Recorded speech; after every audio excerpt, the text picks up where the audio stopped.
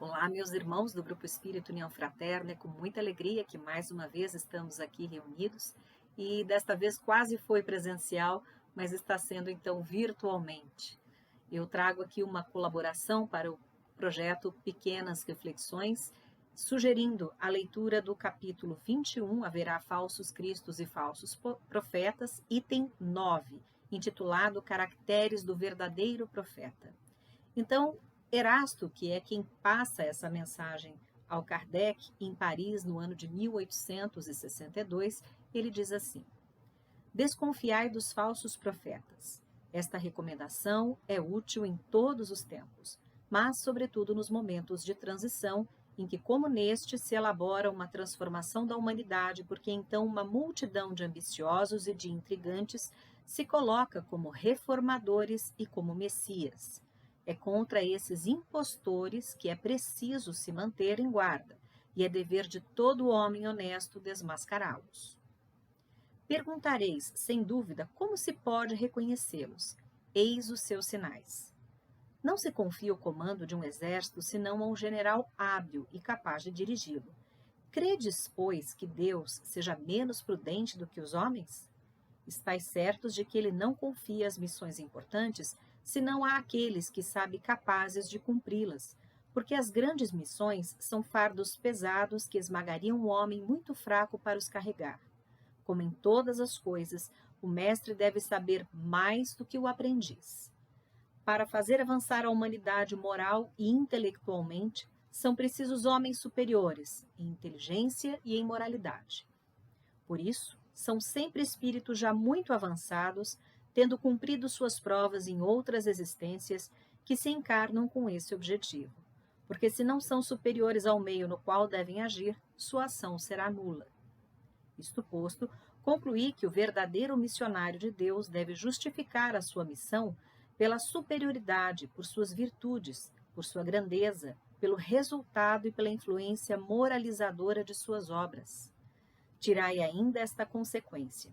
Se ele está, por seu caráter, suas virtudes, sua inteligência, abaixo do papel que se atribui, ou do personagem sob o nome do qual se abriga, não é senão um histrião de baixa categoria que não sabe mesmo copiar o seu modelo.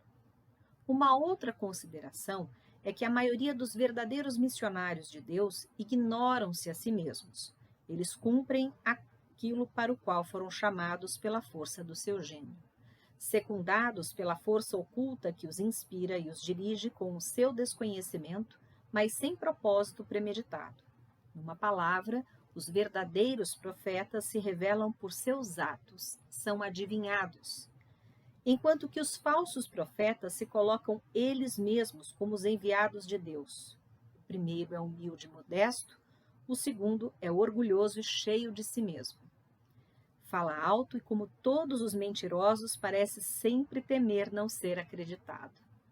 Tem-se visto esses impostores se apresentarem como os apóstolos do Cristo, outros pelo próprio Cristo. E o que envergonha a humanidade é que tem encontrado pessoas bastante crédulas para dar fé a semelhantes torpezas. Uma consideração bem simples, entretanto, deveria abrir os olhos do mais cego. É que se o Cristo se reencarnasse na Terra, viria com todo o seu poder e todas as suas virtudes, a menos que se admitisse o que seria absurdo que tivesse degenerado. Ora, da mesma forma que se tirardes a Deus um só dos seus atributos, não tereis mais Deus, se tirardes uma só das virtudes do Cristo, não tereis mais o Cristo. Aqueles que se apresentam como Cristo têm todas as suas virtudes? Aí está a questão. Olhai, perscrutai os seus pensamentos e os seus atos, e reconhecereis que lhes faltam, além de tudo, as qualidades distintivas do Cristo, a humildade e a caridade, ao passo que tem o que ele não tinha, a cupidez e o orgulho. Notai, aliás, que há neste momento e em diferentes países vários pretensos Cristos, como há vários pretensos Elias, São João ou São Pedro, e que necessariamente não podem ser todos verdadeiros. Tende por certo que são pessoas que exploram a credulidade e acham cômodo viver às expensas daqueles que os escutam. Desconfiai, pois, dos falsos profetas, sobretudo num tempo de renovação, porque muitos impostores se dirão os enviados de Deus. Eles se proporcionam uma vaidosa satisfação na terra, mas uma terrível justiça os espera. Podeis disso estar certos. Então, meus irmãos, façamos algumas considerações a respeito dessa leitura. O primeiro destaque que eu dou é justamente ao título, Caracteres do Verdadeiro Profeta.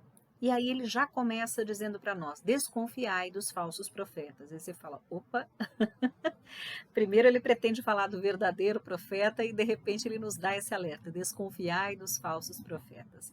Mas ele contextualiza essa chamada de atenção nossa. Ele diz assim, que naquele século, no século XIX, e nós sabemos historicamente que foi assim, foi um período marcado por uma época de transição, de mudança, de transformação da humanidade. E, de fato, nós sentimos a repercussão disso até hoje de maneira cada vez mais intensa, inclusive.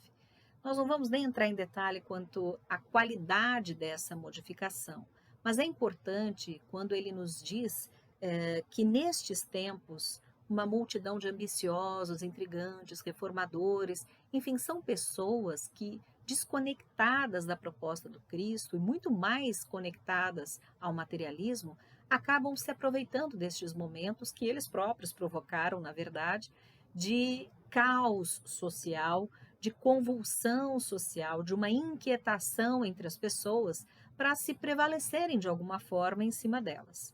Então, normalmente são pessoas que têm pretensões muito claras, já estabelecidas, e que, tanto de um lado quanto de outro, porque eu acho que existem dois grupos aí que nós podemos considerar de falsos profetas, eles acabam, de alguma forma, concorrendo para um mal social, né? E eu me explico.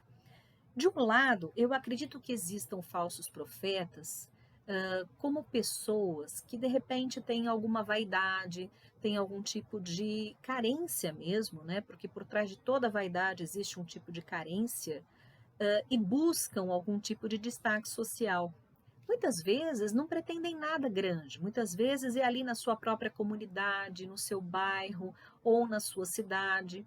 São pessoas que, de repente, admiram referências que vêm de fora, pessoas, por exemplo, para falar da nossa doutrina, pessoas que admiram muito o nome, as obras, a reputação de um Francisco Cândido Xavier, de um Divaldo Franco. Então, pela admiração que essas pessoas nutrem por esses ícones da nossa cultura espírita, eles acabam desejando com muita intensidade também se tornarem como eles. No entanto, normalmente são pessoas que apenas têm o desejo daquela imagem, mas que não realizam o trabalho que efetivamente é necessário até para alcançarem esse estágio evolutivo. Então, são pessoas que normalmente se apresentam como sendo alguma coisa que elas de fato não são. E aí é um problema. Existe um outro problema, que é o fato de muitas destas pessoas acabarem tendo algum tipo de espaço, algum tipo de oportunidade para falarem publicamente. E aí o problema ele aumenta um pouco mais, porque a pessoa que permite isso também acaba assumindo uma responsabilidade. Porque vejam, normalmente esses falsos profetas a gente vê, tanto num grupo quanto em outro, a prevalência da retórica. Então, são pessoas que gostam de falar bonito, gostam de repetir palavras bonitas, e isso me lembra muito a época em que eu estudava ensino religioso, eu estudei num colégio religioso, e nós tivemos lá um ano uma freirinha que gostava muito de palavra bonita. Então, malandramente, as alunas sabiam que se você colocasse quanto maior o número de palavras bonitas na prova, maior a sua nota. Então, muitas vezes eu vejo isso repetido, infelizmente, até na nossa seara espírita, essa mentalidade, né? Existem até autores que falam que os brasileiros têm um problema com estética muito grande, né? O brasileiro adora um discurso estético cheio de palavras bonitas, sem significado efetivo. Então, o próprio Kardec nos chama atenção, né? não fiquem nas aparências, não prestem atenção aos nomes, aos sobrenomes, aos pretensos rótulos de honraria, mesmo aqueles que se trajem como santos. Isto não faz de ninguém um espírito evoluído, né? Então, sempre, sempre atentar para o fundo moral, sempre atentar para o pensamento por trás daquelas palavras. Nesse primeiro grupo a que eu me refiro, das pessoas que são mais vaidosas do que efetivamente maldosas, né? Normalmente são pessoas, como eu disse, que querem se projetar socialmente e elas acabam fazendo todos os esforços para que isso aconteça, mas esquecem do principal, que é justamente o estudo, que é justamente o trabalho, e principalmente o trabalho de estudo, né? Então, cedo ou tarde, quanto mais elas acabem tendo oportunidades, me parece, pelo que eu já pude observar, que aquele sentimento de vaidade vai sendo alimentado e a pessoa vai se perdendo, né, a cada dia que passa. E isso vai comprometendo cada vez mais a sua fala, a sua vida, e, consequentemente, isso tem um impacto sobre as pessoas a quem ela alcança com os seus discursos, com as suas falas, com os seus textos, seja lá o que for, né? Então, a responsabilidade, ela persiste, tanto para a própria pessoa que opera esse tipo de falsidade, como mesmo o próprio grupo, a própria casa espírita que permite que essa pessoa tenha esse espaço. Então, é algo que a gente tem que prestar bastante atenção. De outro lado, existe um grupo que aí sim é bem mais complicado, porque veja, esse primeiro grupo, ele pode de início, esses falsos profetas, eles podem ser até inofensivos. O único problema é que se você alimentar aquilo, inevitavelmente aquilo vai acabar trazendo algum tipo de impacto negativo para a comunidade. Então, tem que atentar para isso, né? Agora, existe esse segundo grupo dos falsos profetas com propósito. Então, são aqueles que chegam à seara, para nós falarmos do nosso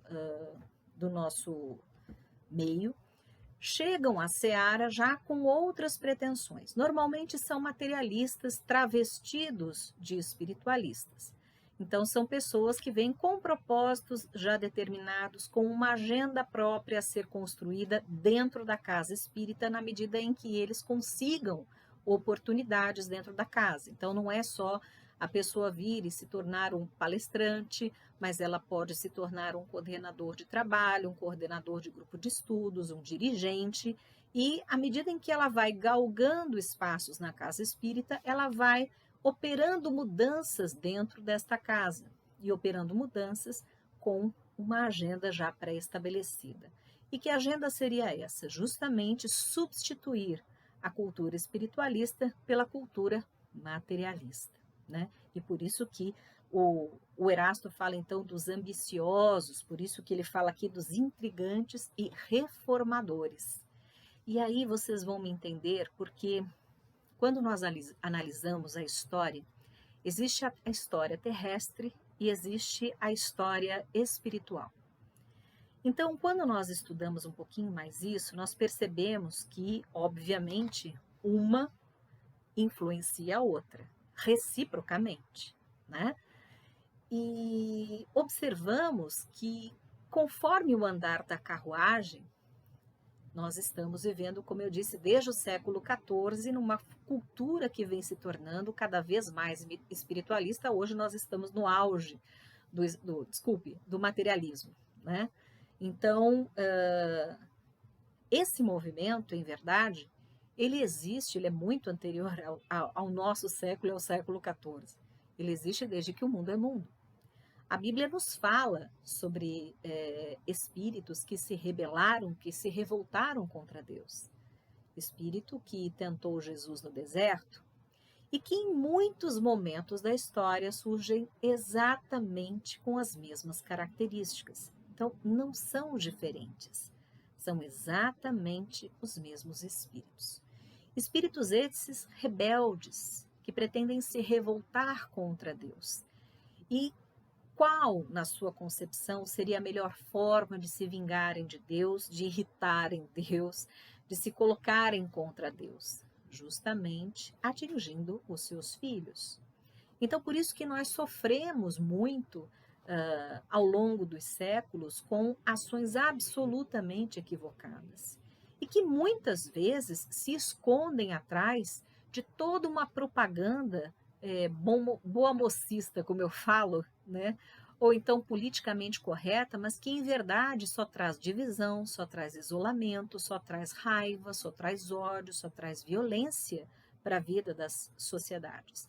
Então, atentemos para esse tipo de situação, porque isso é mais velho que o mundo, né? E o próprio Kardec nos diz no Evangelho segundo o Espiritismo, nesse capítulo 21, ele fala: toda teoria em contradição manifesta com o bom senso, com uma lógica rigorosa e com os dados positivos, objetivos da realidade que se possui, com qualquer nome que se pretenda respeitável, deve ser rejeitada.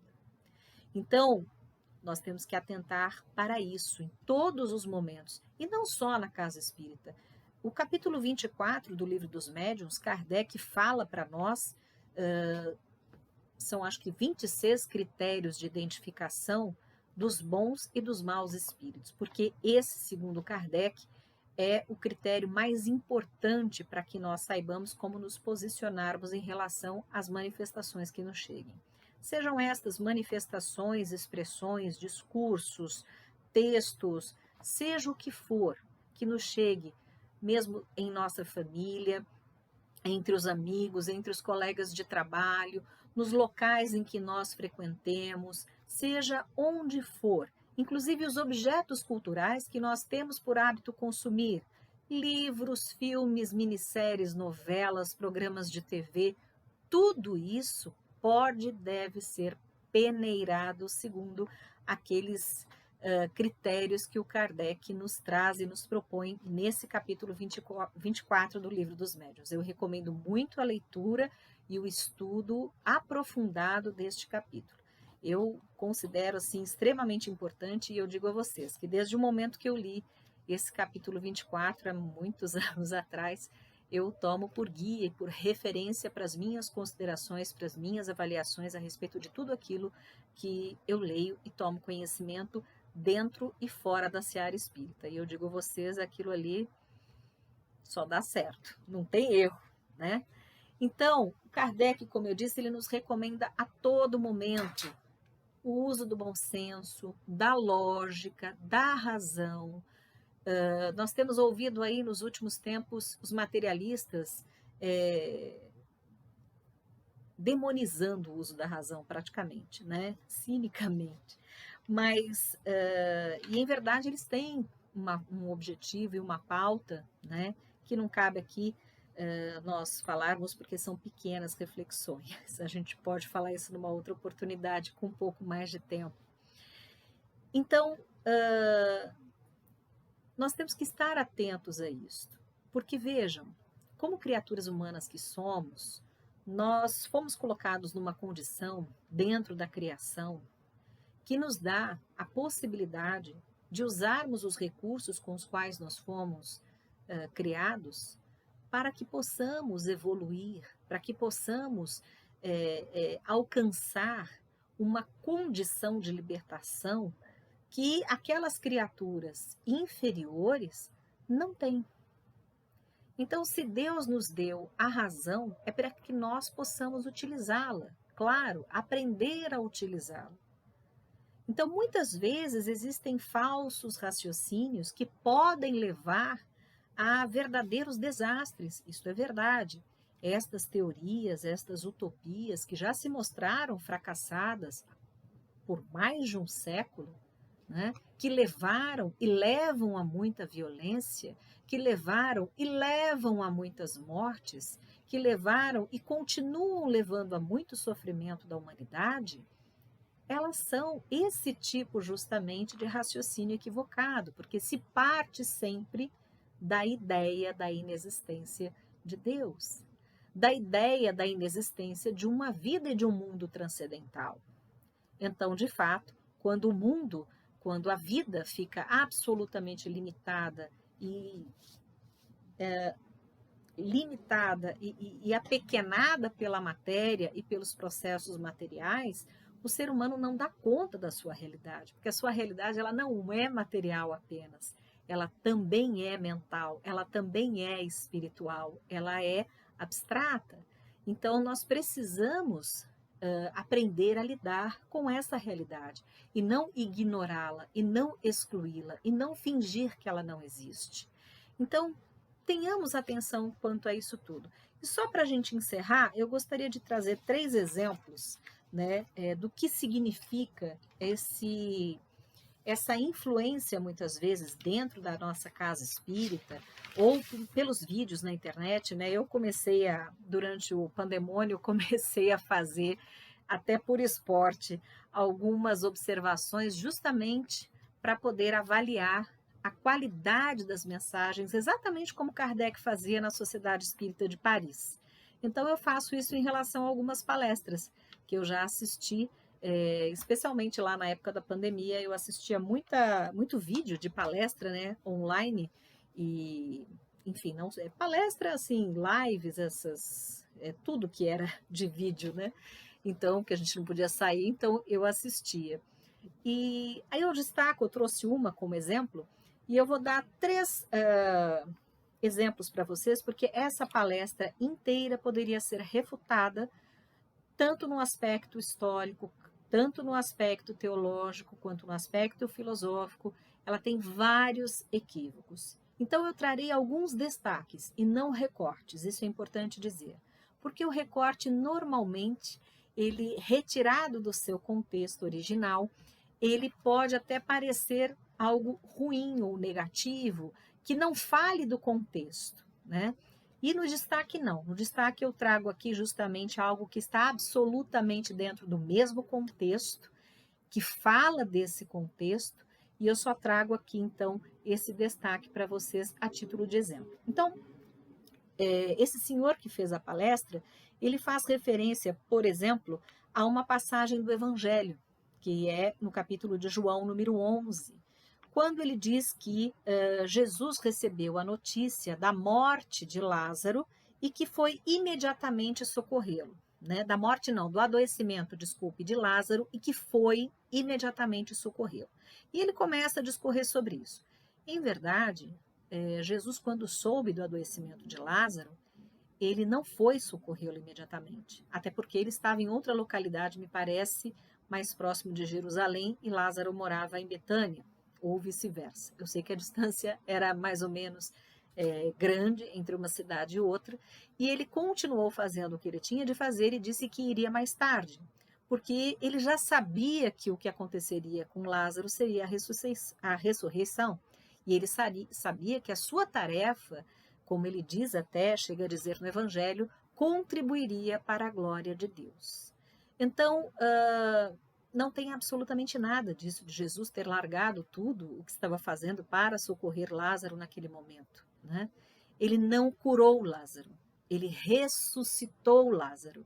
Então, é outro nível, na verdade, de milagre, digamos assim.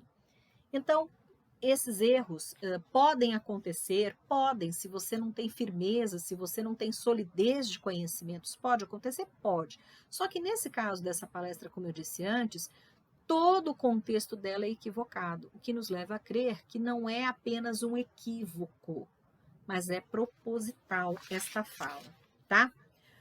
Outra questão é quando a pessoa fala a respeito da fé subjetiva de Santo Agostinho, né? E fala também a respeito, fala nesse sentido com total desprezo à razão. E no caso de Santo Agostinho, ele não despreza completamente a razão, ele simplesmente diz que primeiro nós cremos e depois, então, com a razão, nós conseguimos explicar exatamente a nossa fé. Então, é mais ou menos isso, e ele disse de maneira absolutamente contrária. Outra questão que o Kardec destaca é que os falsos profetas, normalmente, eles são muito vaidosos e muito orgulhosos. E aí tem uma passagem nesta palestra que ele faz uma determinada afirmação que nos inspira uma certa insegurança, e ele diz assim: Isto é assim com absoluta certeza, porque isso é a minha opinião. E eu não sei se existe um melhor exemplo que esse do que seja o orgulho, né? Porque veja bem, isso é assim com absoluta certeza, porque isso é a minha opinião. Então veja, não é porque aconteceu assim, não é porque os estudos apontam nesse sentido, não, é porque é a opinião dele. Então a opinião dele tem que ter algum valor e algum peso muito grande para se prevalecer sobre todo o resto, né? E aí tem duas últimas pérolas desta palestra. Uma delas ele diz assim: que Deus é o cobrador mais humano que existe no mundo. Deus é o cobrador mais humano que existe no mundo. E aí a gente fala assim: como é que pode Deus ser comparado ao ser humano? Justamente porque na visão materialista o homem é a referência de todas as coisas. Então, por isso que ele traz aqui o humano como uma referência para Deus. Quando em verdade, para o espiritualista é exatamente o contrário. Deus é que é a referência para o homem. Então, Deus não é o cobrador mais humano. E novamente eu insisto aqui na questão da retórica, do uso da palavra humano, porque já se normalizou, já se tornou algo comum, normal, não levanta qualquer tipo de estranheza às pessoas quando nós usamos a palavra humano, porque sempre há uma ideia, inspira um sentimento de bondade, de algo que é positivo, benfazejo, relacionado à palavra humano, quando em verdade a gente sabe que o humano é apenas um estágio da nossa evolução e é uma condição ainda de muita imperfeição. Perfeito só Deus. Então, isso é diretamente uma influência do humanismo, é diretamente uma influência de outras tantas teorias filosóficas, todas elas de natureza materialista, que vem dominando. Hoje a gente já fala em hegemonia do pensamento, do sentimento, que nos evoca inclusive comportamentos materialistas.